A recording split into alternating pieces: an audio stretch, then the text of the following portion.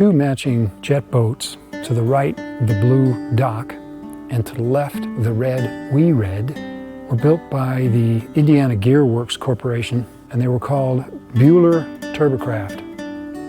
Each boat was powered by a V8 Gray Marine 188 horsepower engine. Otis Marston was contacted by Indiana Gear Works in 1959. In the spring of '59, the Gear Works had already put together the idea of trying to get these boats up Grand Canyon. So what was different about these boats from, say, the Esmeralda II was that these boats had a completely different type of drive. They had big engines. The Esmeralda had a big engine, but these were jet boats. Otis Marston had been watching this technology, and it occurred to him that these just might be the craft to climb Grand Canyon. Research in the 1959 year showed that the hulls were inadequate. So in 1960, with new hulls, the attempt was made. The way they did it was to downrun the river first and drop off 1,200 gallons of gasoline in 5-gallon cans.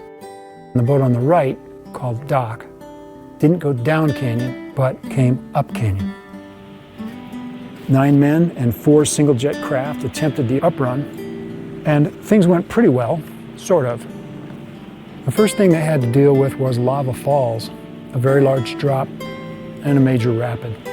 New Zealand jet boat extraordinaire driver John Hamilton worked and worked and worked to figure out how to deal with the rapid. And what he learned was that the rapid had to be finessed. He couldn't just use the power of the boat from downstream coming up on the left side and then transition to the right side for the final climb to the top. The uprun was not an easy journey.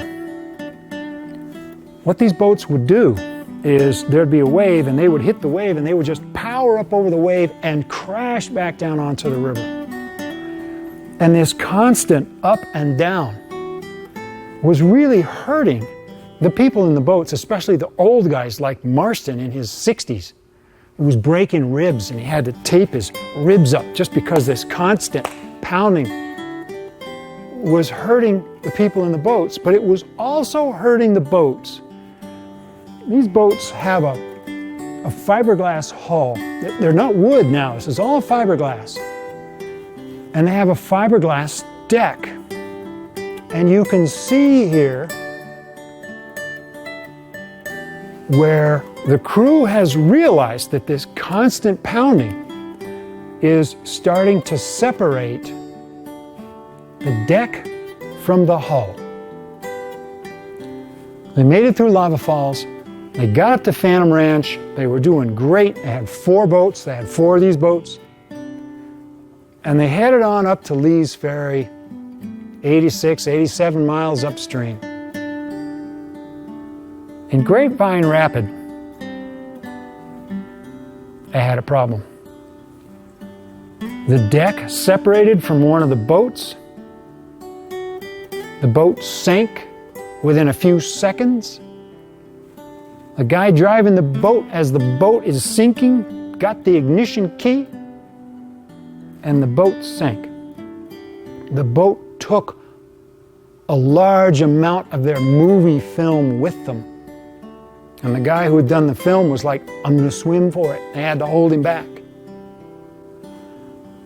But this is what we have to remember, this bit of fiberglass here, of one of the major problems that they had to deal with in getting these boats up the river.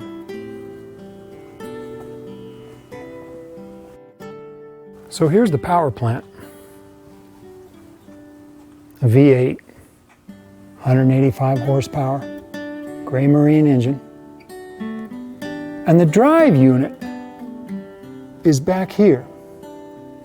And what would happen here is a jet of water would shoot out the back, and here's the steering unit which deflects where the jet goes. It's a simple arrangement, but there is no propeller.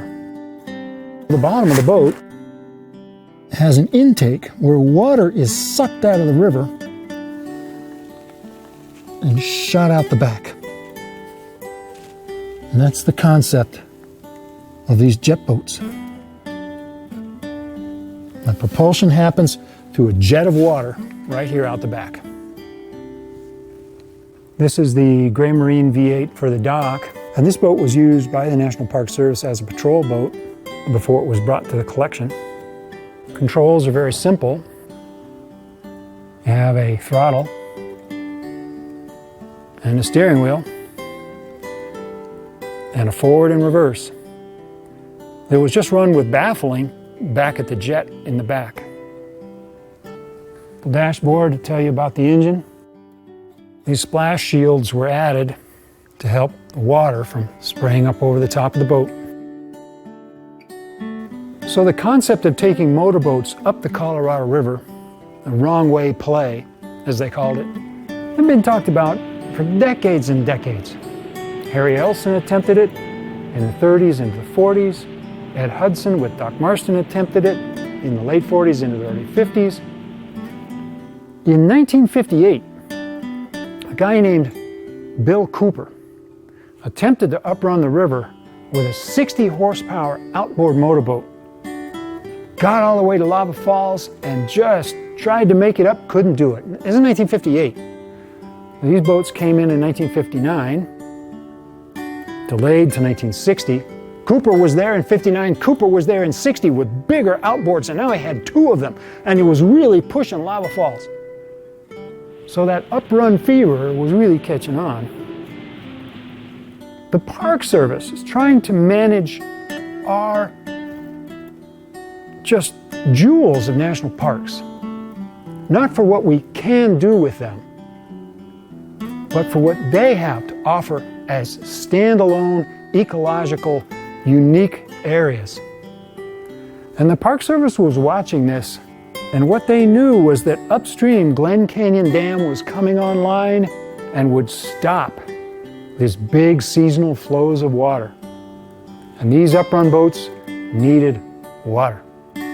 So they knew they're just going to wait. The dam came online, the river dropped, and then they simply passed regulations saying no more uprunning. And to this day, from Diamond Creek at river mile 226 to Lee's Ferry at river mile 0, 226 miles of river, uprunning is illegal. And there's a good reason for that.